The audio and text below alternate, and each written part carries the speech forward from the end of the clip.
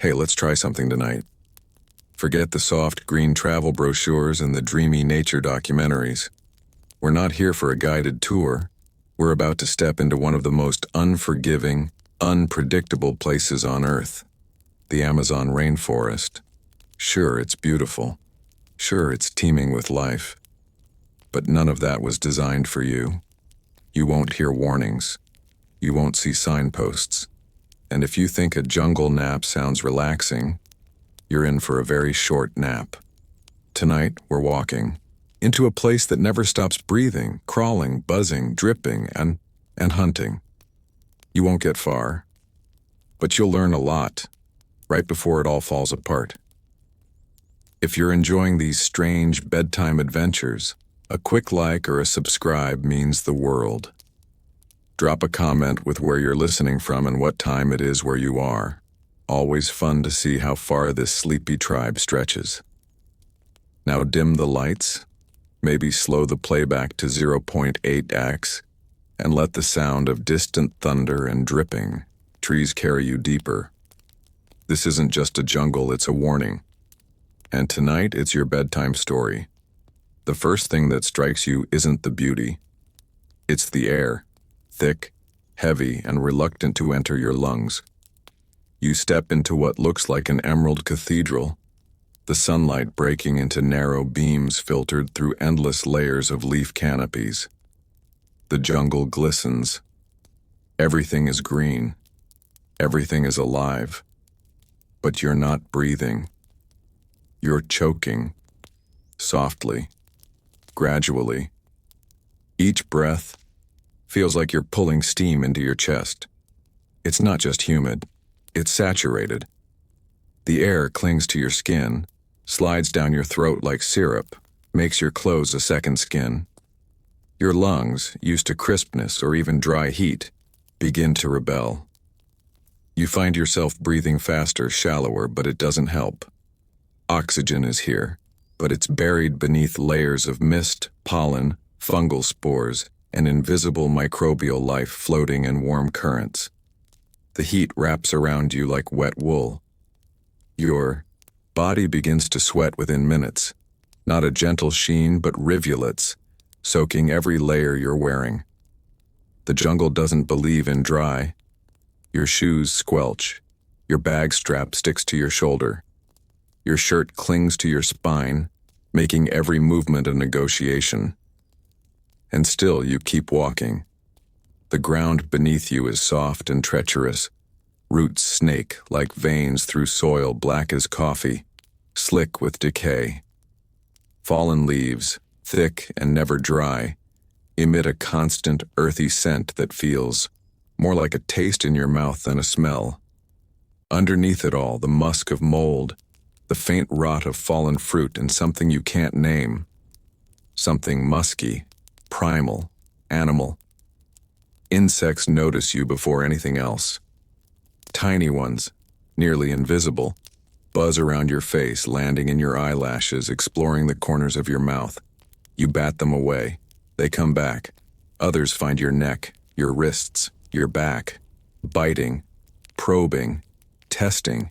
You're sweet to them, new, vulnerable. Then come the sounds. Not loud, not at first, but constant. Drips, croaks, buzzing wings, branches shifting for no reason. You turn your head, nothing, but something always just moved. The jungle is alive in every direction. You pause, you try to take a deep breath. You can't. Your chest is tight. Your pulse is up. You thought this would be a walk, a warm forest hike, but this isn't a forest. It's a living system that doesn't want you here, not maliciously, just naturally, indifferently. This place isn't trying to kill you. It simply doesn't care if you die. You thought rain would be refreshing, romantic even. You imagined soft droplets brushing your skin as you walked under leafy arches. What you didn't imagine was this. Relentless saturation, dripping from above, below, and even inside your own clothing. The Amazon doesn't rain. It leaks. It weeps. Constantly. Moisture oozes from every surface. Leaves drip onto other leaves. Moss grows over bark, over rock, over moss again. Vines dangle with beads of water strung like pearls, only they aren't clean or cool. They are warm, slimy, stagnant. You touch one and feel your skin recoil instinctively. It's alive with something you can't name. Your boots never dry. Your socks stick to your feet like seaweed, and the skin underneath is beginning to wrinkle, soften, then sting. Trench foot, you think. A soldier's affliction, earned not through warfare, but by simply existing here for more than a few hours. Your fingers follow, pruned, pale, slightly numb. Your breath feels damp. Your chest tightens not from exertion now, but from the very air itself. It's as if you're trying to breathe through wet cloth. With each inhale, your lungs feel heavier, like they're lined with sponge soaking up something foul.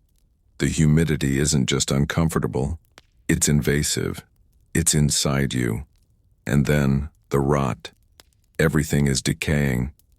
Not just fallen branches and old leaves, but new things too. Your bag smells wrong. Your water bottle has grown a fine green fuzz where the cap seals. Even the fresh fruit you brought has started to ferment, bubbles forming beneath its skin. The jungle accelerates time. What would take days elsewhere takes hours here. You start to itch. First, a patch under your shirt, then behind your knee. Soon your whole body seems aflame. It's not just mosquitoes, though they are legion, but fungal spores, invisible molds, microscopic intruders thriving in the heat and moisture. You try not to scratch. You fail. The sound of water is everywhere, but not like a stream or river. It drips, drops, splashes, and slaps. Sometimes slow, sometimes like a sudden splash on your neck from nowhere. You flinch. Was it water or something else? Your clothes cling. Not in a romantic rain-soaked movie moment. They cling like skin grown over something it wasn't meant to cover. Your breath, your body, your gear, all of it feels like it's being swallowed by a living sponge. You thought you'd bring a poncho. You did. It tore, then melted, then vanished, consumed by mildew and neglect. Nothing stays clean. Nothing stays dry. And through it all, your lungs whisper quietly, "This is not how we're meant to breathe." From a distance, the Amazon floor appears solid, a mosaic of roots, vines, and fallen leaves stitched together by time and rot. But the moment you put weight on it, the illusion vanishes. The ground gives a little, then more.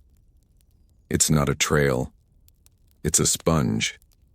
And you are the water. You sink, slowly, reluctantly, as if the earth itself is tasting you. Your boot finds a patch that looks dry but collapses inward like pudding. Mud rushes in, thick and clinging, swallowing your ankle, then your calf. You pull, but the jungle resists. The suction is not dramatic, just persistent. A wet grip that doesn't want to let go. Roots tangle your feet. Some twist up like skeletal fingers from the underworld. Others loop just beneath the surface, slick with moss and too firm to slice, too flexible to break. You try to avoid them, but the jungle shifts. Each step is an ambush, and the insects, they love this part. Mosquitoes hover around your face, while ants, tiny and furious, crawl up your legs. You feel a sting, then another. It's not one ant, it's a battalion. Leafcutter soldiers, fire ants, bullet ants. The latter's sting is described as like walking on hot coals with a nail in your foot. And that's by scientists who chose to experience it. Then there's the mud itself. Not just dirty water, but a complex mixture of decomposed plant matter, feces, fungus, and microscopic parasites that have been waiting years, Decades for a warm human host to blunder by. You might think it's just filth, but the Amazon mud is alive. It slithers into the seams of your boots, fills the gaps under your toenails, climbs up your legs. Its texture shifts, now smooth, now gritty, now glue-like. You try to scrape it off, but you're only rearranging it. Some of it dries and cracks, but most of it stays wet, a permanent costume. And the smell. Earthy at first, then sour, then unmistakably organic. A mix of wet bark, mold, animal decay, and something sharp, ammonia or bile. It's in your nostrils. It's in your throat. It becomes part of your breath. There are no real trails, only channels created by animals. Low to the ground, cramped, thorned. You duck under one branch and stand up into another. You brush a leaf aside and find a spider the size of your hand. It blinks. Your legs ache, not from walking, but from constantly stabilizing. Each step a negotiation, a bet. You twist an ankle, almost fall, then stop to rest. But there's nowhere dry to sit. Not a rock, not a log. All of it is part of the living floor, and the floor wants you down. The Amazon doesn't believe in stability. The deeper you go, the less you walk. And the more you trudge, then crawl, then drag. You are not moving forward. You are being absorbed. Night in the Amazon comes like a power outage. One moment, the dense canopy glows with the filtered gold of late afternoon, and the next, darkness crashes down like a closing trap. There's no twilight, no gentle fading of light. Just an abrupt shift that leaves your pupils scrambling to adapt and your instincts humming like a taut wire. But where your world becomes obscured, the jungle's world lights up. No, not with illumination, with sound, with breath, with movement. The rainforest doesn't sleep. In fact, it becomes more awake. And if you thought the day was dangerous, wait until you can't see what's stalking you. The first signal is the volume. 1,000 species you can't name erupt into a collective performance. Crickets start the overture, chirps rhythmic and pulsing as if counting down to something. Frogs join in with throaty croaks and strange rubbery calls that echo off trees and ferns. The air itself vibrates with the constant whir of wings. Moths, beetles, mosquitoes, flitting just out of reach, or worse, right into your face. Your ears search for patterns, but there are none. Just layers. Layers of calls, clicks, hisses, distant growls, and closer rustles. The jungle becomes a breathing organism. You are inside it, but not part of it. You are the foreign object. You don't belong. Humidity rises as the heat of the day gives way to a thick, pressing moisture. Your clothes, already damp, now feel soaked. The sweat never left.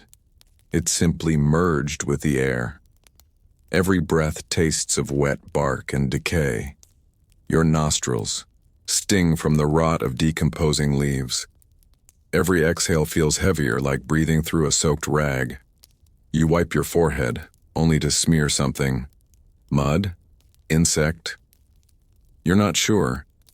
Your skin crawls, and you can't tell if it's psychological or six-legged. Maybe both. You shine your flashlight, and the beam carves a narrow tunnel through the blackness. It lands on foliage, glistening, twitching. Then eyes, low to the ground, glowing faintly. You tell yourself it's just a frog. Maybe it is. You move. Slowly. Every step is deliberate. Not for stealth, for safety. Because in the dark, the ground shifts. Roots that were obstacles during the day become traps. Mud becomes indistinguishable from standing water. And standing water can be a nest. Of something. Of anything. Beneath your feet, something rustles. A crunch. Not from your step, but from something reacting to it. Your flashlight swings, and you catch a tail slithering into the underbrush. Thick, scaled, gone. Your hands tremble. You grip your pack tighter, but the straps are slick. Everything is slick. You press forward, pretending you don't hear the distant scream of a bird being silenced, pretending you don't feel the spider silk across your cheek or the prickle of something inside your shirt. The jungle doesn't rest, and you won't either. And this is just the beginning. As you press deeper into the jungle's midnight heart, the line between reality and imagination begins to blur. Your flashlight beam grows, weaker, the batteries slowly drained by humidity and overuse. Each flicker feels like a countdown. The insects don't wait. Neither do your fears. Something large shifts in the canopy above. A crack, followed by the flutter of wings, maybe a bat, maybe something bigger. You freeze, neck craning upward, but the darkness gives nothing away. Leaves rustle with purpose. Vines twitch in the breeze, if there even is a breeze. Sleep has become a joke, a thing that exists in other places, for other people. Here you are an open nerve. You try sitting against a moss-covered trunk. It's slightly drier, slightly. But then something cold touches your calf. You leap up, breath caught, and catch sight of a pale, segmented body slithering into the roots. A millipede the size of a belt. You can't help it. You laugh. A single cracked sound. Half hysteria, half disbelief. The jungle answers with silence, then a low growl from somewhere distant, then chirping again. You're back in the symphony. Time doesn't move here. Your watch fogged over hours ago. You check your phone. No signal. 3:27 a.m. It feels like you've lived a week since midnight. You wonder how long a mind can stay sharp without rest. You wonder if you'll be awake forever. Then comes the drumming. Not man-made. It's the sky. Rain, heavy and sudden, as if a god spilled a bucket on the treetops. The drops hit with force, hammering the canopy like war drums. Within seconds, you're drenched again. The temperature doesn't drop. It rises. The rain is warm and the soil begins to steam. Now the ground is slicker. Mud is soup. Your feet sink with every step. Roots slip from under you. You fall once, then again. Each time it takes longer to get up. Your muscles ache. The adrenaline is fading, replaced by exhaustion and dull terror. The jungle feels tighter now, more alive, as if it knows you're weakening. You find a tree with low, sturdy limbs and climb a few feet off the ground, just enough to escape the wet. Maybe the snakes. Maybe. You settle onto the branch, soaked and shivering despite the heat. Your eyes close, finally, just for a moment. Something screeches, sharp and sudden, not human, not friendly. Your eyes snap open. The darkness hasn't changed, but your perception has. Everything feels closer, heavier, hungrier. You hold still, breathe shallow, try not to make noise. You can feel the jungle listening. And so you wait, heart pounding, skin crawling, every sense alert. You will not sleep. The jungle has claimed your night, and it's far from done with you. The rainforest is dense, not just with foliage, but with silence in motion. You think you're alone. You tell yourself you are, but the truth is, you've never been more surrounded. Eyes are everywhere, high above, deep below, and behind every trunk and leaf. Some are smaller than a dime, others wide and unblinking. But they all have one thing in common. They see you first. You push through a curtain of vines, and a bird you've never seen before erupts into the air with a shriek that sounds almost like a scream. Not of fear, of warning. You start to notice it then. A pattern. The rustling that stops when you pause. The fluttering that resumes when you move. The shift in shadow just outside your peripheral vision. In the Amazon, every creature is a master of stillness, because stillness is survival. You're not trained for this. Your body moves with noise. Your feet snap twigs. Your breath fogs the air. They notice. The watching begins the moment you step off the riverbank. It never ends. High in the branches, a troop of capuchin monkeys follows. They're silent, which is unnatural. Usually they chatter, but not now. Now they observe. Their eyes reflect no emotion, only calculation. One mimics your tilt, head cocked to the side. They don't blink, they don't smile. They study. And when you trip, they scatter, as if bored with the conclusion they've drawn. Then there are the cats. You don't see them, of course, that's their specialty. But if you listen hard enough and the wind favors you, you might hear the faintest breath pressed against the underbrush. A paw moving soundlessly across leaf litter. A single cough from far away that is not illness but warning. The jaguar's stare isn't one you'll feel until it's too late, but it's there. Scientists call it the ghost of the forest. Locals say it watches every stranger for 3 days before deciding if you're worth the trouble. You're not sure if that should comfort you, because you have no idea what day you're on. Further along the trail, you pass an abandoned nest. Large, suspiciously undisturbed. The brush near it is matted down. Something slept there recently. Something big. You stop breathing, just for a second. Then something else breathes for you. A deep, wet exhale from within the leaves. You swing your flashlight, but nothing's there. Or maybe, nothing wants to be seen. The trees hold secrets. A sloth hangs overhead, unmoving, but from that height, it watches you with red-ringed eyes. You might think it's indifferent, but it has outlasted generations of travelers like you. It knows. Your skin prickles. Not from cold, it's the gaze. 100 silent judgments pressing down on your shoulders. The Amazon doesn't need to attack to scare you. It just has to remind you, you are being watched. And the ones who watch best are the ones you'll never find. You walk deeper into the forest, but you're not alone. Every snap of a twig echoes like a gunshot. Every heartbeat feels like a drum solo. You try to be quiet, but the forest is built to amplify strangers. To the eyes watching, your every step is a ripple in the otherwise perfect silence. In the canopy, harpy eagles perch in solemn stillness. They don't scream. They don't take flight. They observe with a predator's patience, eyes so sharp they could spot a squirrel blink from 200 feet up.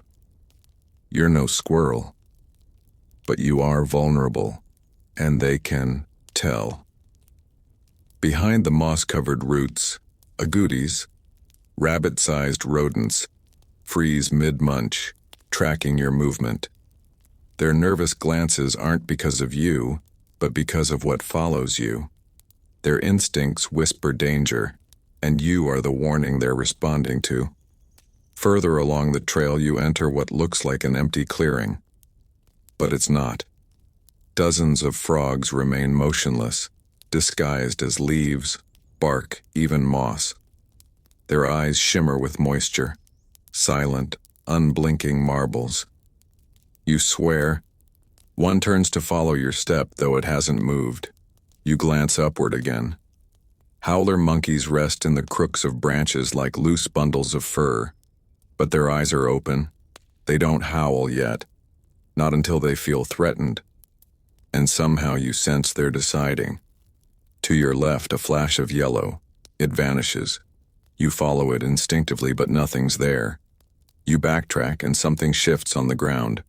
A vine you thought was just a root slithers into the underbrush. Maybe it was a snake. Maybe it wasn't. Either way, something watched you watch it. Deeper still, the atmosphere thickens. The humidity clings to your skin, and your mind begins to imagine things, or perhaps recognize them. A mound that might be a termite nest seems to breathe. A rock by the stream glistens too smoothly, almost like wet scales. And then comes the silence. Not the usual quiet of evening, but a complete absence of sound. Not even insects. Not even wind. It's as if the forest has paused to listen to you. The watchers aren't just reacting, they're anticipating. You feel a chill, a crawling up your spine as if someone is standing just behind you. You turn. Nothing. But every hair on your body is alert. You're certain something knows exactly where you are, exactly what you are, and exactly how far you are from help. You realize now that in the Amazon, being watched isn't a possibility. It's the baseline state of existence. You've never seen a panther's gaze in real life, but you understand what it would feel like. Cold, intelligent, deciding. This isn't paranoia. It's survival. Because in this forest, if you ever stop feeling watched, it means they've already made their decision.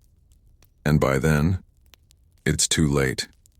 You came in thinking jaguars were the nightmare. And why wouldn't you? Sleek, silent, deadly. It's the stuff of documentaries and whispered warnings. But if a jaguar's your only worry, then you haven't been paying attention. The Amazon isn't a zoo. It's a food chain with no guardrails. And the top isn't always where you think it is. Start with the ants. Army ants. They don't bite, they invade. Thousands sweep the jungle floor like liquid terror. They flood your boots, your backpack, even your dreams. You don't rest when they march. You run. Their sting doesn't just burn. It lingers. Then there's the electric eel. Not a predator in the classic sense, but a mistake you'll only make once. One wrong step in murky water, and 600 volts shoot through your body. It doesn't just paralyze, it can stop your heart.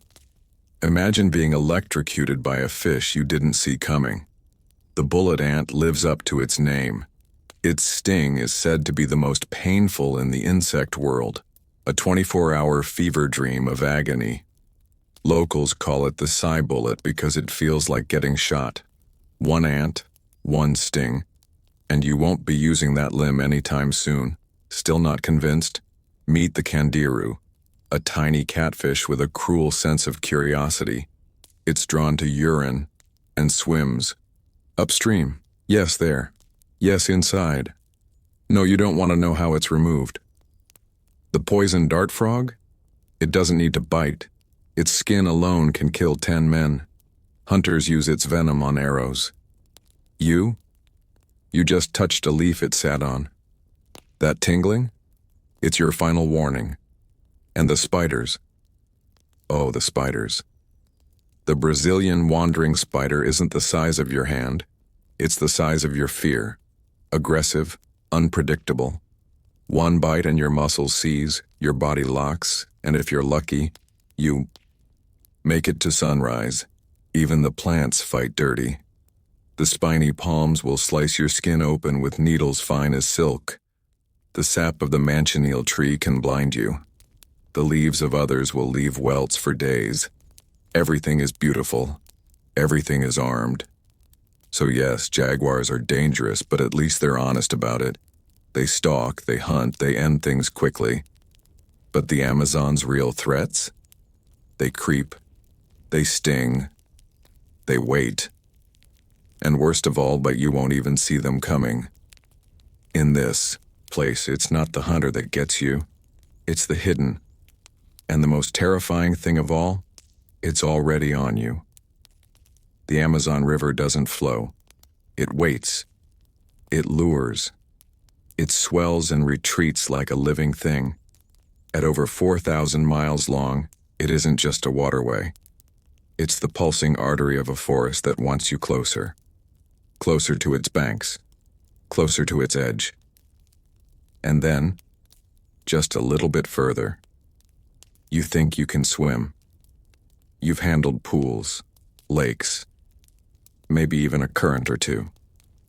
But here, the water doesn't just push, it pulls. The river isn't clear. It's opaque and brown, thick with silt and decay. You can't see your feet, let alone what's brushing past them, and something is brushing past them. There's the black caiman, a prehistoric reminder that this isn't your domain. It floats silently, eyes just above water, mouth full of 70 dagger-like teeth below. It doesn't chase. It drifts. And when the moment is right, it erupts like a coiled spring of death. Electric eels curl in muddy shallows. With one flick, they release a charge that can knock a grown man unconscious, or worse. In that moment, your limbs stop listening. You're not drowning. You're being swallowed. And then there are the piranhas. Hollywood turned them into gore. The truth is worse. They're cautious until blood hits the water. Then they frenzy. The splash of your fall, the scrape of a branch, a single drop. And the water churns. But the river doesn't need teeth to consume you. The currents shift under the surface. Invisible whirlpools suck at your legs, uprooting you like a fallen branch. One moment you're wading, the next you're tumbling in liquid darkness, mouth open, lungs burning, spinning with debris and panic. Even the plants have a role. Water hyacinths form thick mats that look safe enough to walk across, until you do. Then you're trapped, tangled, pulled under by roots you never saw, gasping for air in a jungle that never gave you permission to breathe. And you won't hear any of it coming. The rainforest is loud. Birds, insects, monkeys. But at the river's edge, the volume drops. A hush. The kind of silence predators need. People say the Amazon River is full of life. They're wrong. It is life. And once you step in, it wants to keep you. In the Amazon, snakes are not warnings. They are consequences. Silent, still, staring, and waiting. The Bushmaster, a serpent with a name forged from myth, can grow over 12 feet long. But you'll never see its length until it uncoils. It doesn't slither. It lies in wait. The forest floor hides it with fallen leaves and broken branches, and your foot is the invitation. It strikes not with fury, but with efficiency. One bite, deep, precise. Venom floods your bloodstream. Your muscles twitch, then seize. Your heart pounds louder in your ears than the jungle ever could. And that's just the beginning. If you're unlucky, you'll meet the fer-de-lance. It's not the biggest, but it's the most aggressive. Its venom causes tissue to die while you're still alive. Flesh blackens, swells, bursts. It hunts near paths and camps where it knows prey, that's you, will come close. Still feeling brave? The green anaconda is patience incarnate. It doesn't chase. It coils. It watches from waterlogged shadows blending with reeds and mud. A ripple is all you get. Then you're underwater, crushed in loops of pure muscle. You don't drown. You suffocate. Your ribs don't break from impact. They crack from pressure. Your lungs empty. You gasp, but only the snake breathes. And when you're limp enough, it swallows. Slowly, head first, feet sticking out, twitching, until they don't. You won't scream. The jungle swallows that too. You won't see them coming. That's their gift. And by the time you feel them, it's already too late. Snakes in the Amazon aren't visitors. They're residents, and they don't care if you have a map, a guide, or good intentions. Here, you're not the adventurer, you're the opportunity. So step lightly, or don't step at all. Because in the Amazon, it's not the fear that kills you, it's the quiet right before it. It's a contradiction that kills slowly. You are in the largest rainforest on Earth, surrounded by water, and dying of thirst. The Amazon is wet, yes.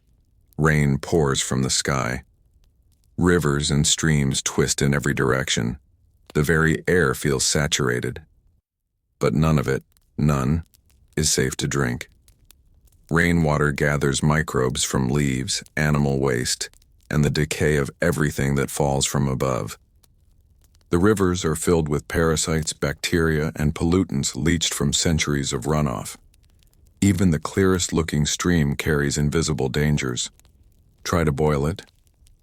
Good luck. You'll need firewood, which means trekking into thick brush with a machete, fighting insects and humidity just to gather sticks that won't burn. They're too wet. You'll spend more calories than you gain. And so, dehydration creeps in. First, your lips crack. Your throat feels tight. Speaking becomes effort. Then, headaches pound with each heartbeat. Your skin, once sweaty, starts to dry. Confused, disoriented. That's your brain without proper fluid. Muscles cramp and lock up. You stumble more. You bruise easier. Nausea hits, followed by dizziness. Vision blurs. Every shadow looks like a threat. And sometimes it is. But you won't outrun it. Because soon, your blood thickens. Your heart strains. Kidneys begin to fail. You're panting, not from fear, from the simple effort of staying conscious. And still, water surrounds you, mocking you. You think maybe, just a sip. You fill a palm, press it to your lips and swallow your final mistake. If the pathogens don't get you, the hallucinations will, or the fever, or the vomiting. And if you're lucky, maybe all three at once. In the Amazon, survival isn't about shelter. It's not about fire. It's about what you don't drink. Because thirst doesn't scream in the jungle. It whispers until your body stops answering. In the Amazon, the forest floor is a trap disguised as earth. What looks like soft moss and leaves is often a carefully woven cover for something sinister and alive. You step. There's no scream, no cry, just a sting, a pinch, maybe a quick jolt of pain up your leg.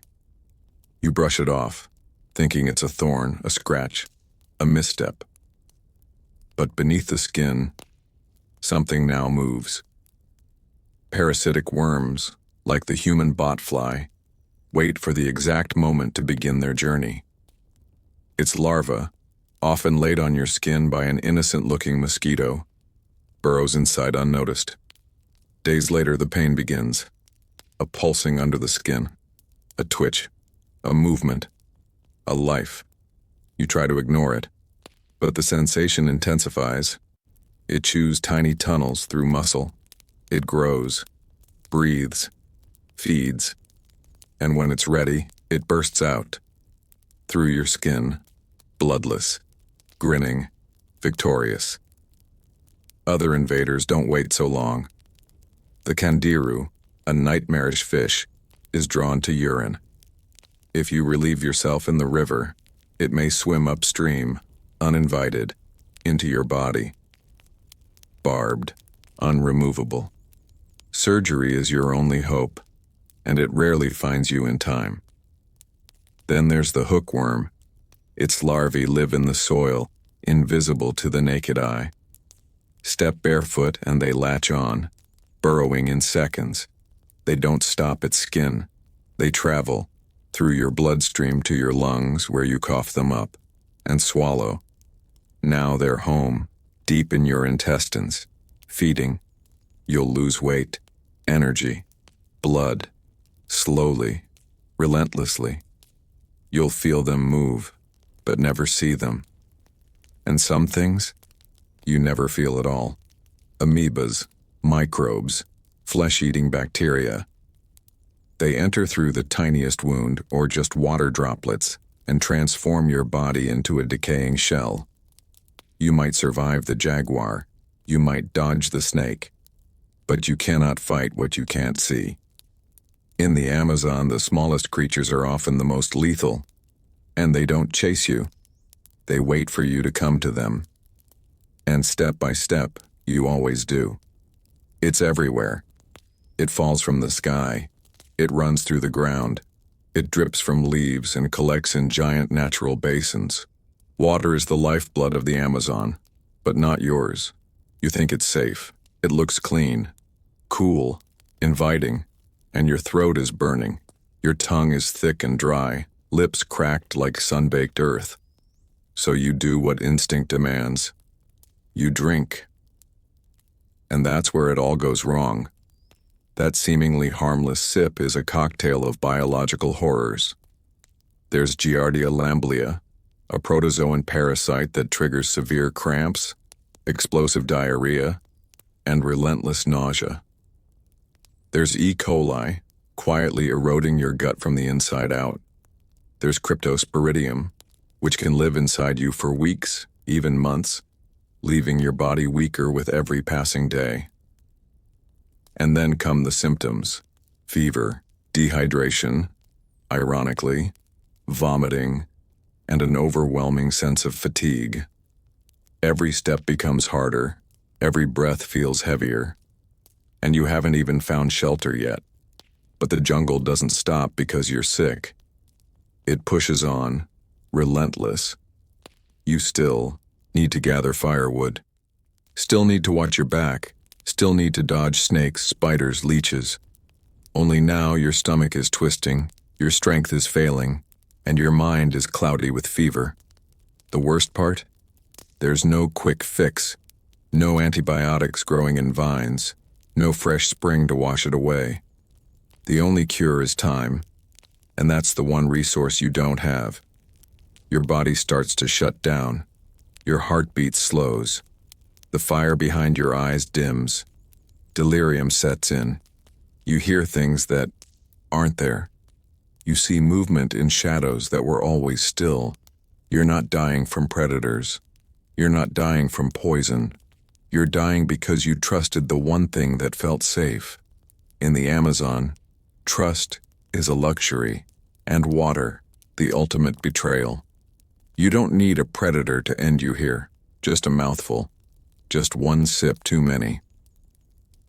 In the Amazon, silence is not peace, it's deception. The forest doesn't sleep, and neither do the things that live within it. Even in the stillest moment, when the air hangs heavy and the leaves barely stir, there's movement. Tiny feet, twitching wings, slithering scales, clicking mandibles. You're never truly alone. Every tree is a tower of life. Moss, fungi, beetles, lizards, ants, all woven together in a vertical ecosystem that never stops crawling. At your feet, a battalion of leafcutter ants marches past like a miniature army, tirelessly harvesting and feeding an unseen fungal colony. In the trees above, howler monkeys scream territorial, warnings into the dusk, their guttural cries echoing for miles. But it's what you don't see that matters. There are dozens of pairs of eyes on you right now. A bushmaster snake, its diamond-patterned body indistinguishable from the leaf litter, lies coiled beside your path, tasting the air with its tongue. A tarantula, the size of a dinner plate, watches from the hollow of a rotting log, its sensitive hairs picking up every vibration of your footsteps. Even the trees are alive with watchers. Harpy eagles nest high above, their sharp eyes trained on any movement. One flicker of motion from you and they launch, talons extended, capable of lifting a sloth or monkey with ease. You're not much heavier. Meanwhile, Tiny assassin bugs stalk silently beneath the leaves, injecting their prey with enzymes that liquefy organs. Army ants swarm without warning, dismantling anything in their path.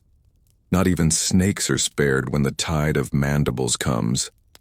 The forest floor is a board game of death. Step here, and you're on fire, ants. Their venomous sting burns for hours. Step there, and you've disturbed a bullet ant. One sting, and your body will seize with pain so intense it's likened to being shot. You can't rest. You can't relax. Because even your own heartbeat seems too loud. Every breath is a signal. Every rustle of clothing is a call. The forest is always listening, always watching, and always hungry. There's no such thing as a safe place to sit. Even pausing for a moment invites a cascade of attention. Beneath your hands, assassin caterpillars blend perfectly with bark and moss. Their spines carry a venom that causes hemorrhaging internally. You won't see the damage until it's too late. By then your limbs are trembling, your vision blurred, you're sweating cold beneath the Amazon's heat. Something lands on your neck, too light to feel. It's a kissing bug. With anesthetic saliva, it bites without pain and defecates on the wound. If infected with Chagas disease, its payload can alter your heart, your digestive tract, even your brain. The sickness may take years to show, but by then it's permanent. Behind you, a jaguar might crouch in perfect stillness, unseen in its dappled camouflage. Its breath is shallow, its eyes unmoving. It does not need to hurry. It waits until you make a mistake. Then it doesn't miss. Even the harmless creatures aren't truly harmless. Capuchin monkeys look curious and sweet, but they'll scream and bite if threatened, hurling objects and feces with startling accuracy. They'll alert others. You'll be outnumbered before you know it. As dusk fades to night, the jungle's pitch rises. Frogs croak in layered symphonies. Cicadas scream. Bats flutter overhead, diving for insects too small for your eyes to see. Something rustles in the underbrush. Something else slithers in the water. You shine your flashlight, and there they are. Dozens of glowing eyes, caught in the beam. Not one animal. Many. Watching. Judging. Measuring you. You realize too late that you're the foreign body here. An intruder in a system millions of years old. You don't belong. You don't know the rules. And the ones who do, they've been waiting. For a meal. For sport. For survival. In the Amazon, solitude is an illusion. And silence? It's the warning just before the scream. Because when the forest hums, it's not music, it's the sound of appetite. In the Amazon, nothing is what it seems, especially when it's not moving. That soft, green leaf? It has legs. That piece of bark? It has eyes. And that lovely flower brushing your ankle? It has fangs. Camouflage in the rainforest isn't just a defensive strategy. It's the primary language of survival. Creatures here have evolved over millennia not to stand out, but to disappear completely into the background. And they're very, very good at it. There's the leaf-tailed gecko, virtually indistinguishable from the moss-covered bark it clings to. Its body is flattened and ridged, its tail shaped like a dead leaf, even frayed at the edges. You could stare straight at it for minutes and never know. Only when it blinks does the illusion shatter. Or consider the owl butterfly. With wings closed, it looks like a dead leaf. With wings open, it reveals massive eye spots. Fake owl eyes designed to terrify predators. One moment it's nothing. The next, it's something you think twice about chasing. But camouflage isn't limited to prey. Predators use it just as effectively. The green, vine snake hangs like a twig, motionless, its body thin as your finger, swaying in rhythm with the breeze. It doesn't strike unless provoked. But if you brush past it, thinking it's part of the foliage, it doesn't need a second invitation. Then there's the infamous fer de lance. A master of stillness and rot-colored patterns, it waits beneath the leaf litter, invisible. One wrong step, and it delivers a venomous bite that causes tissue necrosis. Your flesh literally dies around the wound. Even frogs play the game. The glass frog's underside is translucent. You can see its beating heart, its tiny liver. To the casual observer, it's just another shimmer in the dew-drenched canopy. Walking through the rainforest is like moving through a living illusion. You no longer trust your eyes. Every vine could be a snake. Every bump on a branch could be a tarantula. Every flower might be carnivorous. The more you try to look, the more the forest hides. You start to second guess. You hesitate. And that hesitation slows you, makes you vulnerable. Out here, misidentification isn't an inconvenience. It's a death sentence. Because in the Amazon, the one thing more dangerous than what you can see is what you can't. You spot a tree and think, if I can just get up there, I'll be safe. But the rainforest doesn't reward vertical ambition. Here the trees belong to creatures far more skilled and far more dangerous than you. The moment you grip the mossy bark, your fingers slip. The humidity has slicked every surface. You try again, wedging your foot into a crevice, but it's filled with leafcutter ants, and they bite, sharp, acidic stings that burn into your skin. You swat, lose balance, and fall back. Above you, dozens of creatures already occupy the canopy. Squirrel monkeys leap effortlessly from branch to branch, their tails acting like living rudders. Sloths hang upside down, camouflaged by the algae that grows in their fur. They are slow, but patient, and adapted to life where gravity is only a suggestion. And then there are the snakes. The emerald tree boa coils silently along a high branch, indistinguishable from the leaves until it strikes. Its jaws can dislocate, its grip can crush, and it has the patience to wait for hours, days, for one mistake. Even the insects are better climbers. Bullet ants form living bridges across gaps. Army ants scale tree trunks in coordinated streams. Assassin bugs hide beneath bark, ambushing prey that never sees them coming. You make another attempt. The tree trunk is rough but climbable. You pull yourself up slowly, hand over hand. Your shirt is soaked in sweat. Mosquitoes find the exposed skin beneath your sleeves and feast. Somewhere close, a branch creaks. Too heavy a sound for wind. It's not just what's above you. It's what's following. A harpy eagle sits high in the canopy. Its talons can crush bones. It doesn't mistake you for prey. It waits for the smaller mammals you might flush from hiding. And, in that, you become useful. You cling to a branch, panting. You're maybe 15 feet off the ground, high enough to break a leg if you fall, low enough that predators can still reach you. The illusion of safety vanishes. From the shadows, a tamandua, a tree-dwelling anteater, watches you clumsily flail through its home territory. It moves with slow elegance, adapted for this vertical world. You are not. You descend, defeated, not because you're weak, but because the forest is better at this. It always has been. Everything here climbs better than you, and faster, and quieter. In the Amazon, the ground may be dangerous, but the trees aren't your escape. They're just another hunting ground. In the Amazon, rain isn't a weather event. It's a condition of existence.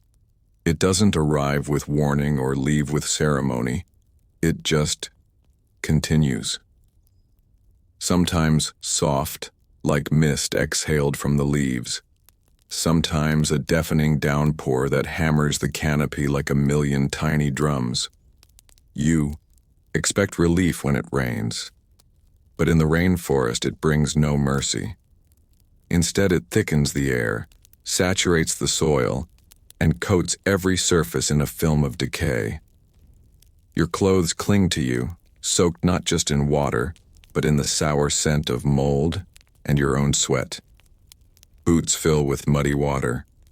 Backpacks become soggy tombs for supplies. Paper turns to pulp. Electronics fail.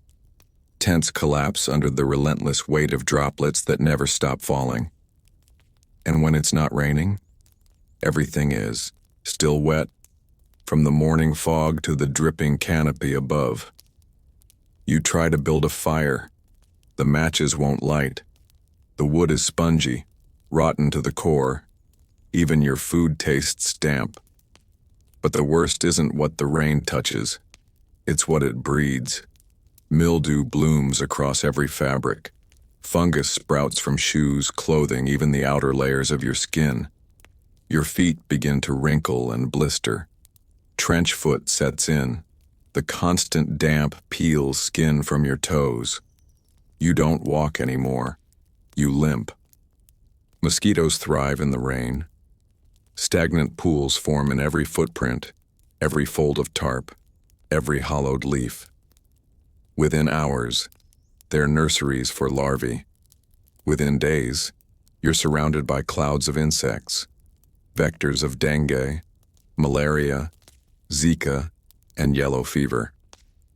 You swat, but the buzzing returns, always returns, and it never comes alone. The rot isn't just external, it's internal. Cuts don't heal here, they fester. Scratches, no matter how small, become open wounds. Bacteria flourishes, infections spread fast. A thorn scratch today becomes an abscess tomorrow. By the third day, your skin smells wrong. You notice a rash creeping up your arm. It itches, burns, soon it blisters. You try to clean it, but the water itself may be the culprit. Clean is a fantasy here. Everything carries spores. Everything is alive. Even the trees rot. Fallen logs collapse underfoot like wet sponge cake. Climb a branch and it may snap. Grip a vine and it peels apart in your hand. Structures built for shelter disintegrate. Ropes mildew. Food spoils. The smell of putrefaction clings to everything. You wake up coughing, not from cold, but from mold. The air is thick with it. Invisible clouds of fungus drift in the humid air. They settle in your lungs. You wheeze, you sweat. You wonder if it's just exhaustion or if the jungle is digesting you from the inside out. The rain taps on your skin like fingers. It runs into your ears, under your collar, behind your eyes. You can't remember the last time you felt dry, or warm, or clean. You thought rain would mean water, but here it means rot, and rot means death. Slow, creeping, inevitable. In the Amazon, the rain never stops, and neither does the jungle's hunger for what it can reclaim. You move through the forest thinking noise is a natural byproduct of being human. A snap of a twig, the shuffle of your pack, a muttered curse when a thorn rips through your sock. These feel normal, harmless. But in the Amazon, sound is currency, and you're bankrupting yourself with every careless step. The forest is alive with noise, yes, but not yours.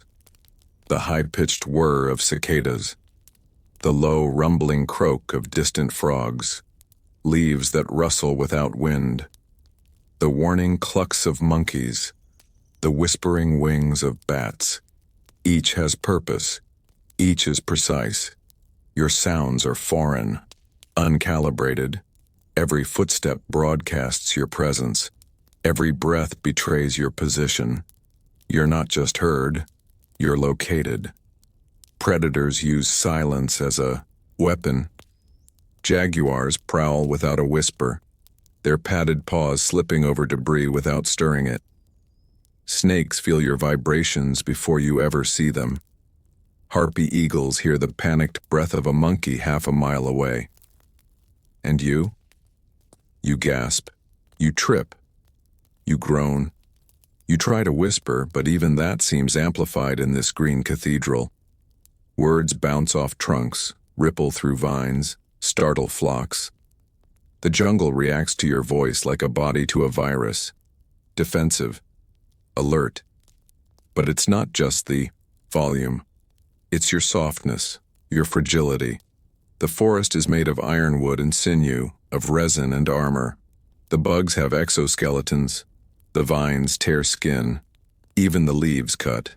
And your flesh? It bruises. It swells. It gets infected. Blisters form beneath straps. Bites turn to welts. Your skin chafes from humidity and friction. Fingernails crack. Lips split. Eyes sting from sweat. There's no resilience here, only vulnerability, drawn out over miles of misery. Even the act of sleeping is a negotiation. You lie down, and ants find you. Wasps nest overhead. Mosquitoes hum at your ears. The forest doesn't stop because you're tired. You're too loud to go unnoticed, and too soft to survive when you are noticed. You may have strength, but it's the wrong kind. The Amazon doesn't respect gym muscles or track speed. It respects adaptation, evolution, quiet, stillness, patience. And those aren't things you brought with you. So you quiet yourself. You crouch. You try to become part of the forest. But it's too late. You've already announced yourself. And something, many things, heard you. The jungle listens, and it always remembers what doesn't belong. In a moment of panic, your first instinct is to scream. That primal surge of terror builds in your chest, rushes to your throat. But when you open your mouth, the sound barely travels. It's not that you're quiet. It's that the rainforest doesn't care. The Amazon is a cathedral of damp silence and layered noise, where sound is filtered, fractured, and absorbed. Vines hang like acoustic curtains. Moss coats every surface, deadening vibration. The air is heavy, thick with humidity, turning even the loudest cry into a muffled plea. You yell again. It feels loud. It feels desperate. But no echo returns. The branches don't carry your voice, thinking that they capture it. Around you, a chorus of life continues, undisturbed. Howler monkeys issue their bone-deep calls miles away. A toucan shrieks above. Tree frogs chirp in a syncopated rhythm. None of them react to your voice. None of them care. You shout a name, maybe of a guide, a friend, anyone. No answer comes. Your call disappears into the green, as if swallowed whole. It's as though the forest has a will, and that will is silence. This silence isn't peaceful. It's oppressive. It watches. It waits. Your own heartbeat becomes the loudest thing you can hear, thudding in your ears like a war drum. Every breath feels intrusive. There's no one to hear you. Radios fail. Phones lose signal. GPS glitches under the tangle of branches and the dense canopy. You are unplugged, not metaphorically, but completely. This is not the edge of the world. This is the world. Everything else is an illusion you left behind. Even animals that do communicate do so with subtlety. A rustle of leaves, a faint clicking, the tremor of a branch. The louder the sound, the greater the risk. Everything has evolved to either ignore noise or punish it. You think about horror movies, about screams, in the dark. But this isn't a movie. This isn't a place that listens. And the things that do, you don't want their attention. Somewhere near, a branch shifts. You freeze. Something has heard you after all, and now it's your turn to listen. When night falls in the Amazon, it doesn't creep. It crashes. One moment you're bathed in diffused green twilight. The next you're swallowed by a darkness so thick it feels like velvet pressed against your face. And in that darkness, the forest changes. Nocturnal creatures stir. The daytime chatter of birds fades, replaced by the scraping, croaking, and howling of animals that thrive without light. You'd think that sleep, after such a long day, would come easily. But here, it is a risk, a dare, an invitation to something watching. You try to rest. Maybe you've set up camp. Maybe you're just collapsed against a tree, heart still thudding. But your body is not ready to relax. Your skin still buzzes from bites. Your mind replays the rustle behind.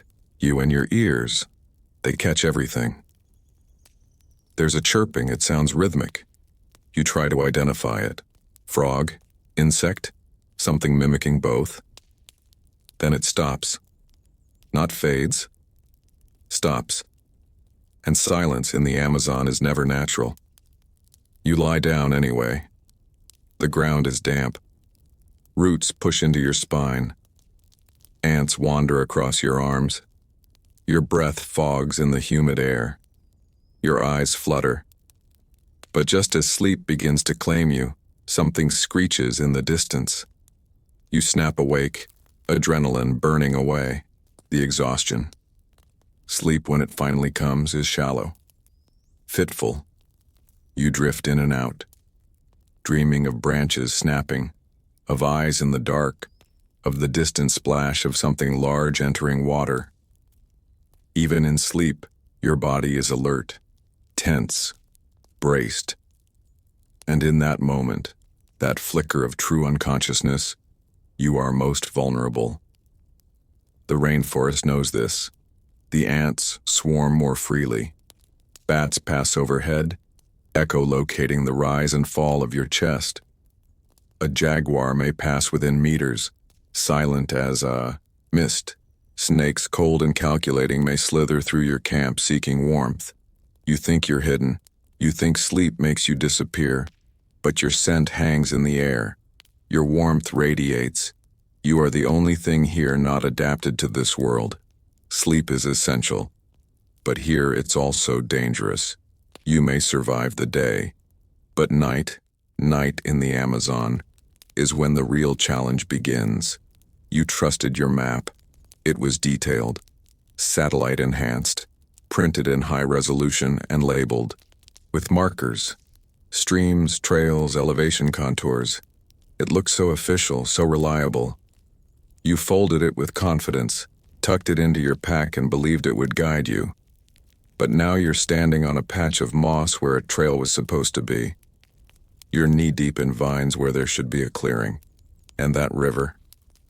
It's not where the map said it would be. Worse, it's moving in the opposite direction. The Amazon doesn't just confuse GPS, it reshapes itself.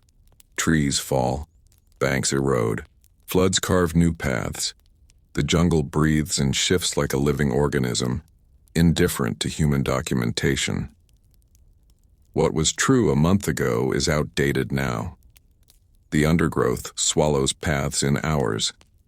Animal trails can mimic man-made ones. Leafcutter ants form highways that trick your eyes. A dry stream bed becomes a roaring current overnight. The terrain deceives, adapting faster than any map can account for. You pull out your compass. North is that way? Or is it? The canopy is dense, blocking satellites and the sun. Even experienced navigators second-guess themselves. Landmarks blur into each other. That distinctive tree you marked mentally? There are 50 more just like it. The air itself is disorienting. The scent of rot and water, the constant buzz of life. the heat pressing down on you.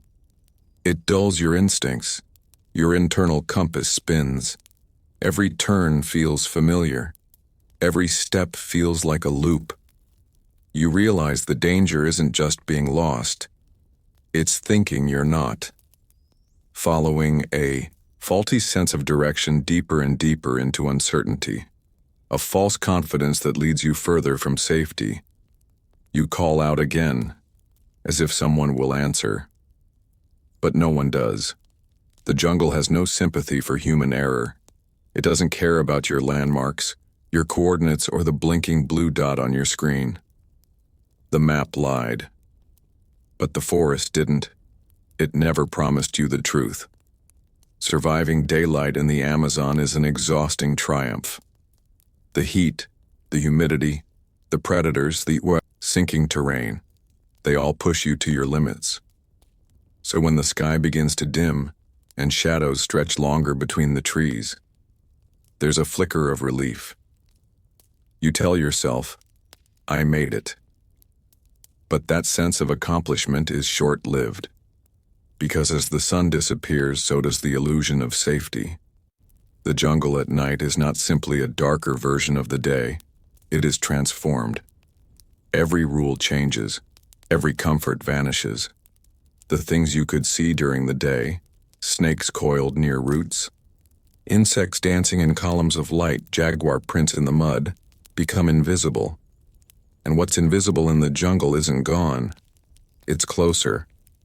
Temperature drops quickly, but the air remains heavy. You begin to shiver, not because of cold alone, but because your body finally admits how tired it is. Your legs ache from trudging through muck. Your fingers are blistered. Your skin is welted with insect bites. But there's no time for self-pity. The forest is just waking up. Nocturnal hunters emerge, with predatory precision. Ocelots, pythons, tarantulas, and even larger threats like jaguars begin their silent patrols. Your fire, if you've managed to start one, casts a flickering halo of light that only emphasizes how dark everything beyond it has become. You sit close, every crackle of a branch or distant splash setting your nerves alight. The insects, now fully active, swarm with ferocity. Mosquitoes form clouds, biting through fabric. Moths the size of your palm beat against your face. Ants explore your boots. Spiders skitter across your gear. You slap at your arms in vain. There is no peace. Your vision begins to deceive you. A log becomes a crouching animal. A swaying vine looks like a snake.